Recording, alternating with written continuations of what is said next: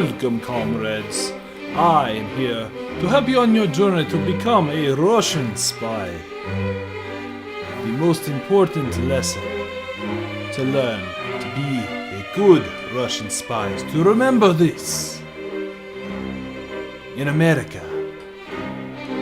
those capitalist pig dogs put pictures of their presidents on the monies. But in Soviet Russia, we have no money.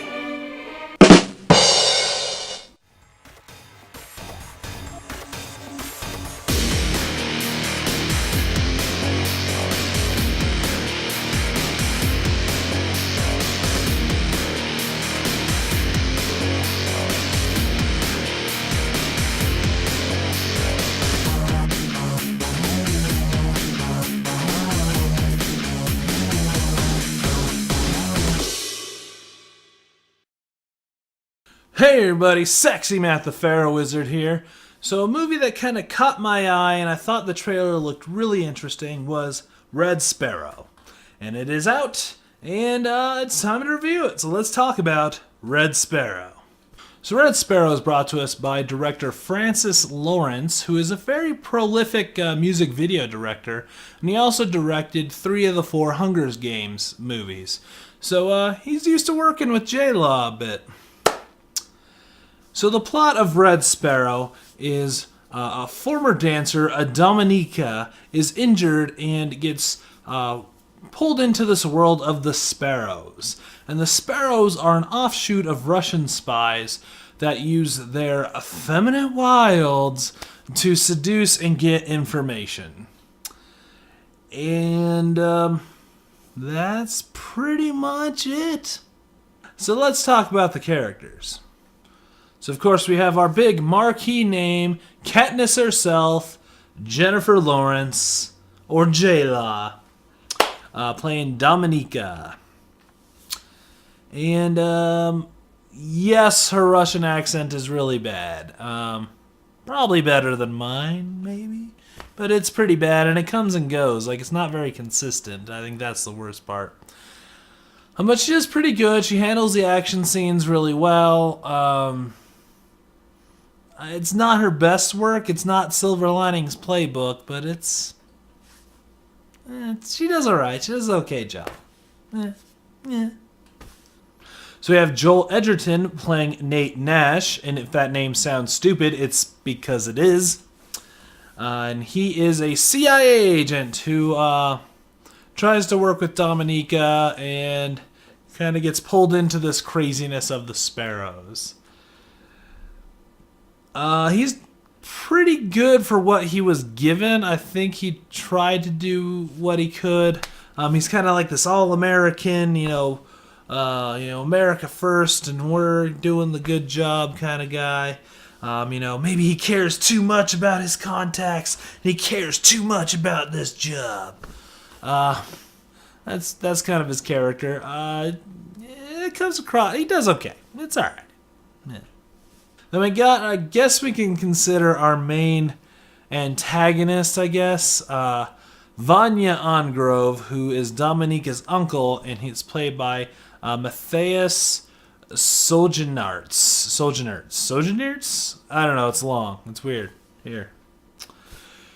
So he's trying to really be Mads Mikkelsen from Casino Royale. Like, they even kind of look alike. I even thought it was for a little bit.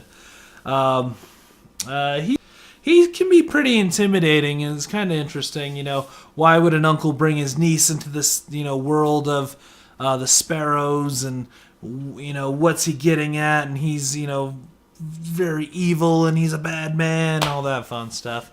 Like I said, he can be intimidating. I think he was pretty good. I liked what he did.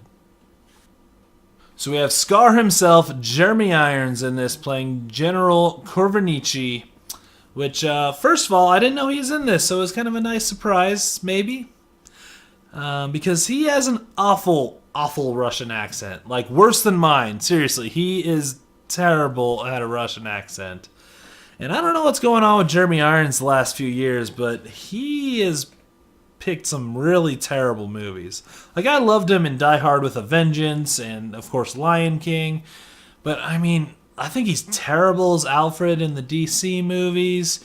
And he was in that Assassin's Creed movie and Pink Panther 2. Like, what are you doing, man? Get your shit together. Like, you're really phoning it in lately. And yeah, he phones it in this one. He's really bad in this too. Yeah, I don't know. I don't know what's going on with Jeremy Irons, but yeah, it's real bad. So what worked well about Red Sparrow? Well, the main thing I liked is the locations. You know, it takes place in Russia and England and Budapest. And I think they're all shot really well, really beautifully shot. Really get to see these cities, especially Budapest. It kind of shows the dingy, but also the nice parts, and a lot of cool stuff that way. And it's a lot of the cityscapes and everything look really cool, and I think they did a very fantastic job showing them off and really using their locations to their benefit. I think they did a good job there. The other thing I liked is the action and violence in this. Is very down to earth and very grounded. It's not like people on wires jumping around, as some of the Bond movies get a little crazy. This one's a little bit more downturned. It's very real. It's all stuff that's really can happen and is really going on. And I like that a lot. It's, very grounded. And sometimes spy movies can get a little crazy like that, but this one's very much very realistic, and I like that a lot. And, that's all I really got for the good. I usually try and find at least 3 things, but I could not find a third thing I liked about this movie. So, with that being said, no movie is perfect. Where does Red Sparrow fall short? So yeah, I got a couple pet peeves that let's just get through them real quick. There's little things that bugged me a lot. May not bother you as much. First of all, this takes place in Russia, and it's about Russian spies, and nobody speaks Russian, and there are no Russian actors. The closest one is this guy, Sergei Punin. He is Dominika's former dance partner, had kind of a very small part in this, and he was born in the Ukraine, and that's the closest we get to a Russian in this. And that really bugs me. You couldn't get any other Russian actors. And this might tie into something I'll talk about later, but that really bothered me. And yeah, again, this takes place in Russia, so why are we speaking English? Do it in Russian. I thought Pan's Labyrinth was a much stronger movie because it was done in Spanish. And it feels like, dumb Americans won't want to read, so let's just do the whole thing in English. That's what it feels like, and it feels very, pandering and, turned down just because, dumb Americans won't want to read. Just do it in Russian, man. You're in Russia, speak Russian.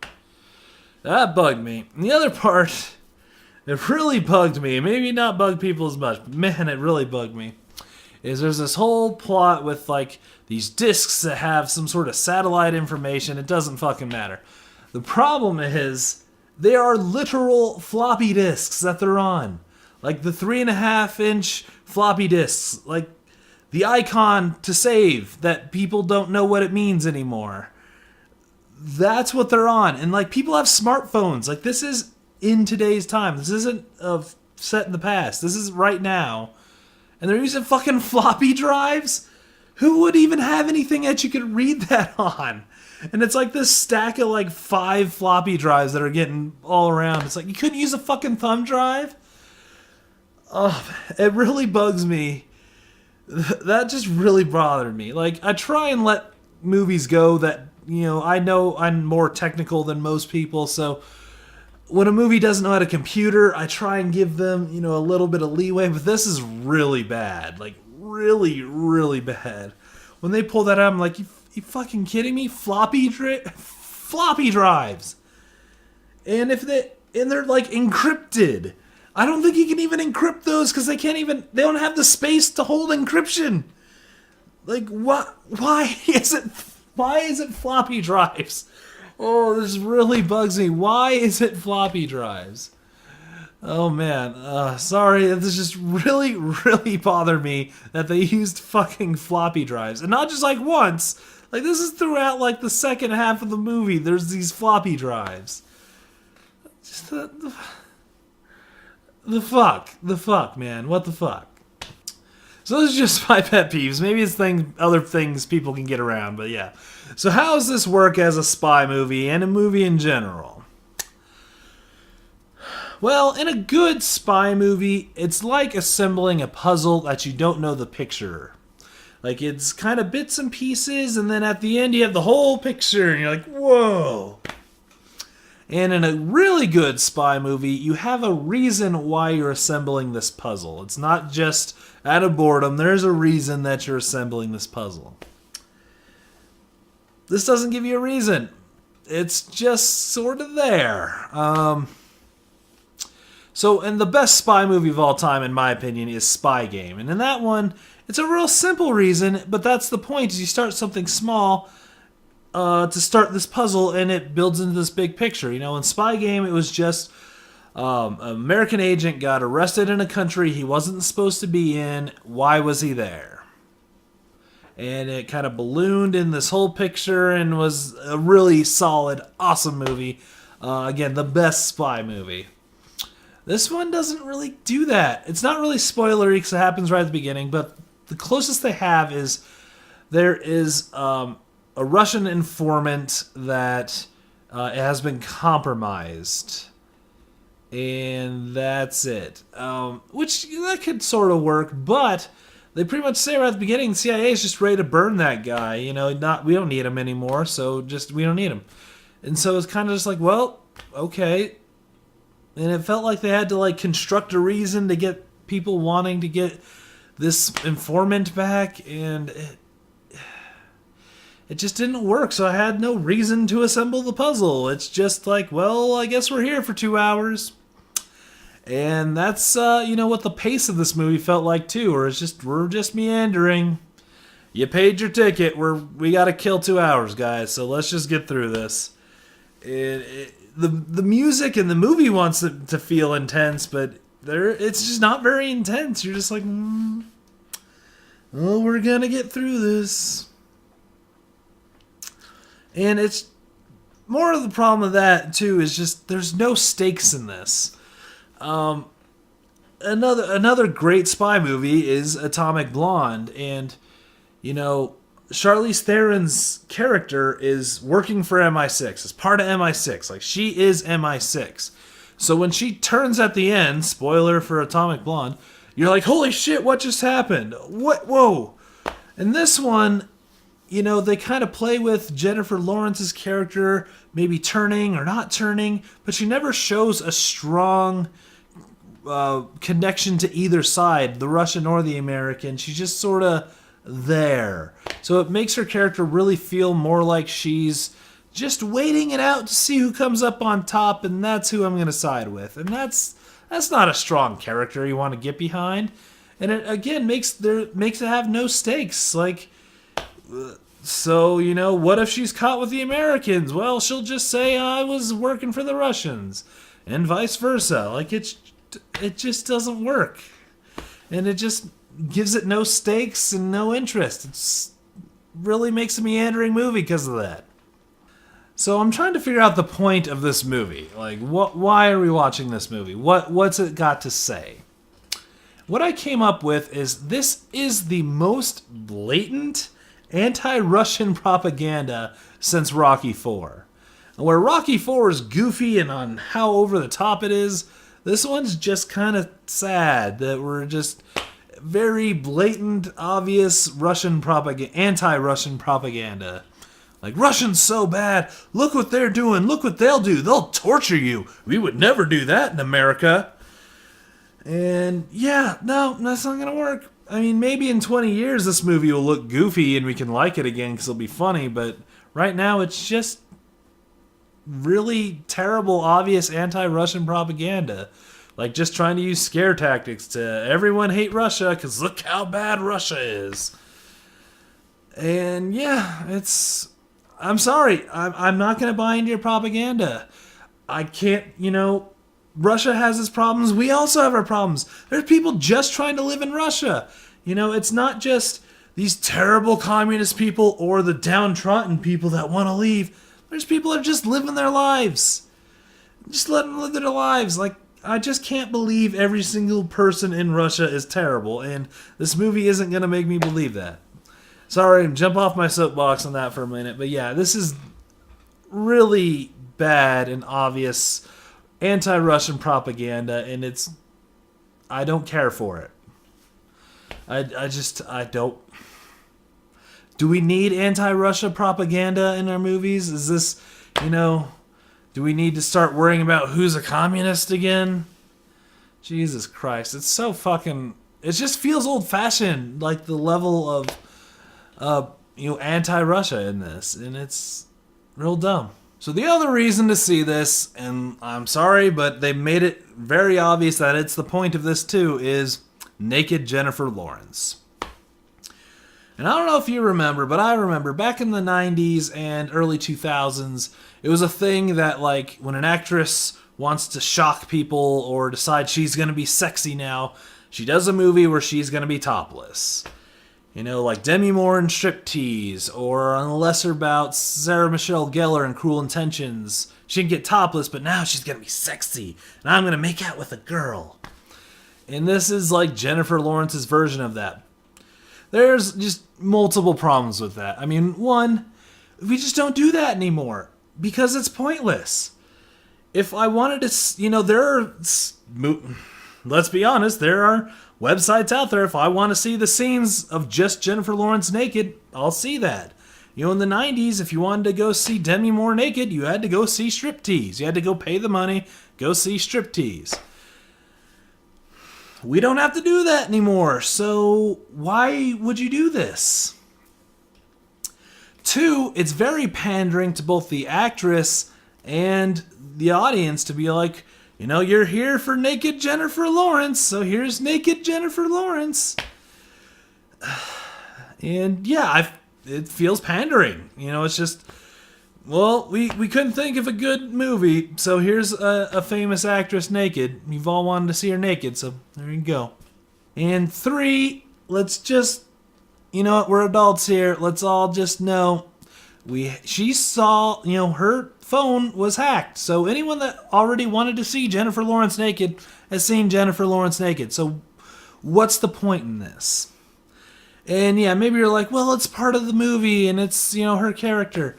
The problem is they made it very obvious, like that's the point, is, she's got, 2 or 3, maybe 4 topless or nude scenes in this movie, and they're very, like right after each other, like, oh, here's another one, here's another one.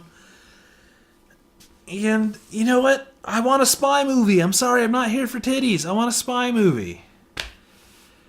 And on top of that, one of the sex scenes is so fucking awkward.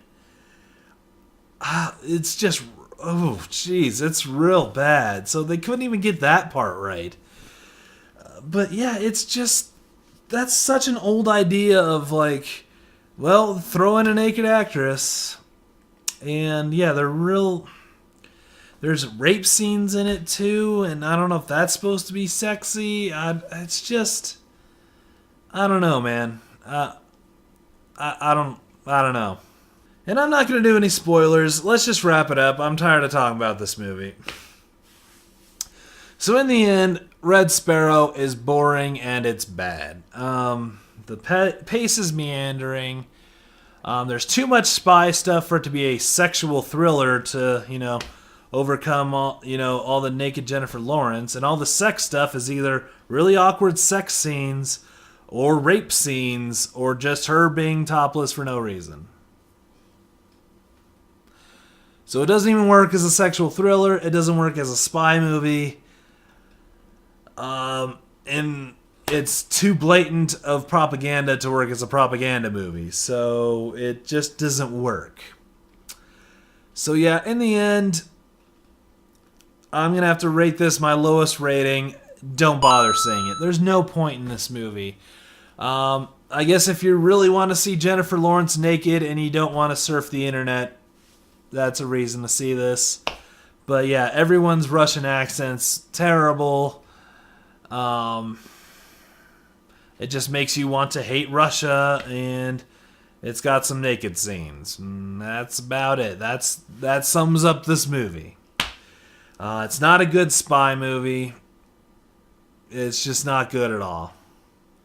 I was going to give it a slightly higher rating at first, but the more I thought about it, yeah, there's no point in this movie. We're all going to forget it existed in like 2 months. We're not even going to remember this movie. And maybe in a few years, we're like, oh yeah, remember that movie Jennifer Lawrence is naked in? Oh yeah, I remember that. Like, that's the best this movie's going to get. Like, it's going to be long forgotten. So yeah. Did you see Red Sparrow? Let me know in the comments below what you thought. Hit that thumbs up if you like my Russian accent. And, make sure you hit that subscribe button and share this video around. That's the one thing people forget to talk about. Share this video if you liked it. Show your friends. Show your dog. Show your dog's friends. But spread the word on my channel if you could. But I'm Sexy Matt the Pharaoh Wizard. Until next time. In Soviet Russia, Holdslot holds on to you.